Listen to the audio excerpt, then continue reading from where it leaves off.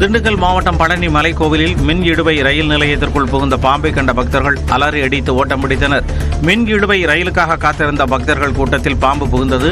இதனால் அலறிய பக்தர்கள் இருக்கையின் மீது ஏறி நின்றனர். பின்னர் அங்கு வந்த தீயணைப்புத் துறையினர் நீண்ட நேரத்திற்கு பின் பாம்பை பிடித்து வனப்பகுதியில் கொண்டு விட்டனர்.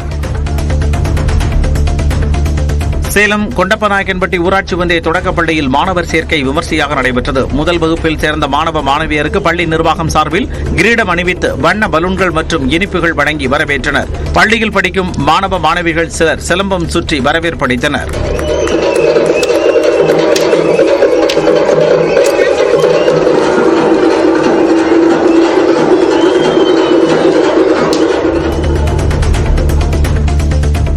உதகையில் அரசு தாவரவியல் பூங்காவில் முதல் முறையாக நெதர்லாந்து நாட்டின் டாஃபோடிஸ் மலர்கள் பூத்து குலுங்குகின்றன. வில்லியம் வேர்ட்ஸ்வர்த் உள்ளிட்ட பல கவிஞர்கள் டாஃபோடிஸ் மலரால் மனம் கவரப்பட்டு கவிதைகள் எழுதியதால் ஆங்கில கவிஞர்களின் மனம் கவர்ந்த மலர் என்ற பெயரையும் பெற்றுள்ளது. இந்தியாவில் காஷ்மீருக்கு அடுத்து உதகையில் 1500 மலர் தொட்டிகளில் பூத்து குலுங்கும் இந்த மலர்கள் சுற்றுலா பயணிகளின் கவனத்தை ஈர்த்துள்ளது.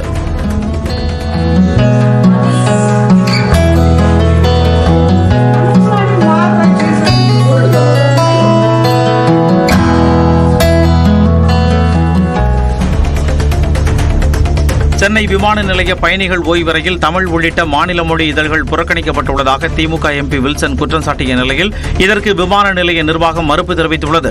விமான நிலைய பயணிகள் ஓய்வறையில் இந்தி மொழி இதழ்கள் நூல்கள் மட்டுமே வைக்கப்பட்டுள்ளதாக வில்சன் தனது எக்ஸ் பக்கத்தில் குற்றம் சாட்டியிருந்தார். இந்நிலையில் சென்னை விமான நிலைய நிர்வாகம் அளித்துள்ள விளக்கத்தில் அனைத்து மொழிகளையும் ஒன்றாகவே பார்ப்பதாகவும் ஓய்வறையில் இருந்து தமிழ் நாளிதழ்கள் வார இதழ்களை பயணிகள் எடுத்துச் சென்றிருக்கலாம் என்றும் தெரிவிக்கப்பட்டுள்ளது. திருவள்ளூர் மாவட்டம் பட்டாபுராவில் சிஆர்பிஎஃப் வீரரின் வீட்டில் திருடர்கள் புகுந்து 30 சவரன் தங்க நகைகளை திருடிச் சென்றனர். சிஆர்பிஎஃப் வீரரான ஜெகன் தனது குடும்பத்தினருடன் உறவினர் வீட்டிற்கு சென்றிருந்த வேளையில் அவரது வீட்டில் புகுந்த திருடர்கள் 2 பீரோவில் இருந்த நகைகளை திருடியுள்ளனர். வீட்டில் கைரேகைகளை பதிவு செய்த காவல்துறையினர் விசாரணை நடத்தி வருகின்றனர்.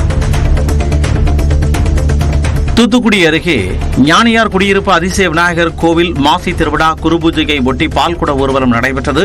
யானை முன் செல்ல 108 பக்தர்கள் பால்குடம் சுமந்து வீதி வீதியாக ஊர்வலம் வந்தனர். சுற்றுவட்டாரத்தைச் சேர்ந்த திரளான மக்கள் கோவிலில் சாமியை தரிசனம் செய்தனர். திருச்சி மாவட்டம் மணப்பாறை அருகே மனநலம் பாதிக்கப்பட்ட பெண்ணுக்கு பாலியல் தொல்லை கொடுத்தவர் கைது செய்யப்பட்டார். துவரங்குறிச்சி அருகே 25 வயதுடைய மனநலம் பாதிக்கப்பட்ட பெண் வீட்டில் தனியாக இருப்பதை அறிந்த கரடிப்பட்டியைச் சேர்ந்த பிச்சன் என்பவர் வீடு புகுந்து பாலியல் சீண்டலில் ஈடுபட்டதாக கூறப்படுகிறது. இதுகுறித்து பெண்ணின் தாத்தா அளித்த புகாரின் பேரில் பிச்சனை காவல்துறையினர் கைது செய்தனர்.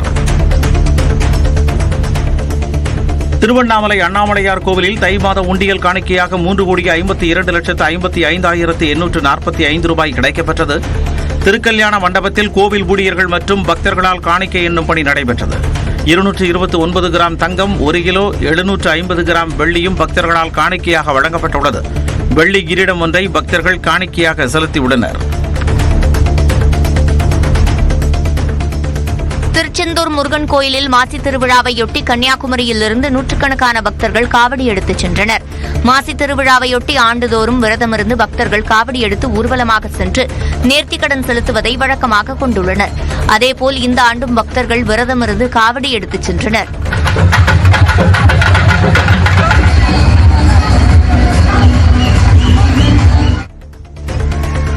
முதலமைச்சர் மு க ஸ்டாலினின் 72வது பிறந்த நாளையொட்டி ராமநாதபுரம் மாவட்டம் திருவாடானையில் மாட்டுவண்டி பந்தயம் விறுவிறுப்பாக நடைபெற்றது.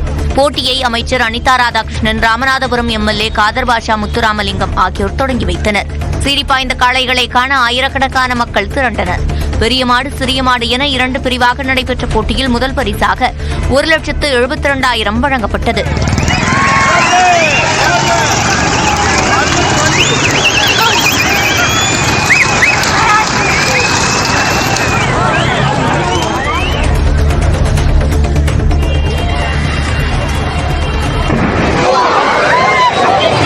டெல்லியில் குடியிருப்பு பகுதியில் சிலிண்டர் வெடித்ததில் பெண் ஒருவர் உயிரிழந்தார். மோடியாக்கலான் பகுதியில் லதா என்பவரின் 3 அடுக்கு மாடி வீட்டில் சிலிண்டர் வெடித்தது. 3வது மாடியில் சமையல் அறையில் லதா இருந்தபோது சிலிண்டர் வெடித்தது. இதில் 3வது மாடியின் ஒரு பகுதி முற்றிலும் உடைந்து சேதமடைந்தது. மகாராஷ்டிரா எம்எல்ஏ ஒருவர் சட்டப்பேரவைக்கு கைவிலங்குடன் வந்ததால் பரபரப்பு ஏற்பட்டது. சரத்பவார் ஆதரவு தேசியவாத காங்கிரஸ் கட்சியைச் சேர்ந்த எம்எல்ஏ ஜிதேந்திர அக்வாத் சட்டப்பேரவைக்கு கைவிலங்குடன் வந்திருந்தார். அமெரிக்காவில் இருந்து இந்தியர்கள் வெளியேற்றப்படுவதற்கு எதிராக குரல் கொடுக்கும் வகையில் அவர் இதனை செய்திருந்தார். அமெரிக்காவில் ஒரு இந்தியர் கூட பாதுகாப்பாக இல்லை என்றும், ஆனால் அதை பற்றி யாரும் பேசுவதில்லை என்றும் அவர் தெரிவித்தார்.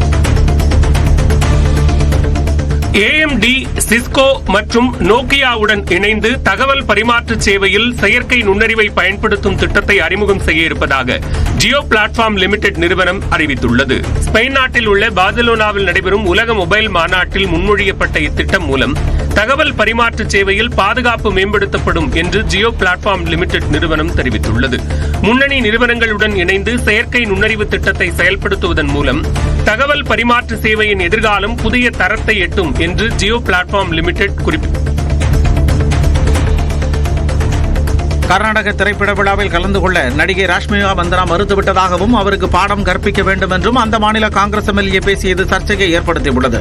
சட்டமன்ற வளாகத்தில் செய்தியாளர்களை சந்தித்த எம்எல்ஏ ரவிக்குமார் கவுடா கனிகா கன்னட திரைப்படத்தில் நடித்து திரை வாழ்க்கையை தொடங்கிய ராஷ்மிகா கர்நாடகாவை அவமதித்து விட்டதாக சாடினார். அவரது பேச்சுக்கு பாஜக உள்ளிட்ட கட்சிகள் கண்டனம் தெரிவித்து வருகின்றன.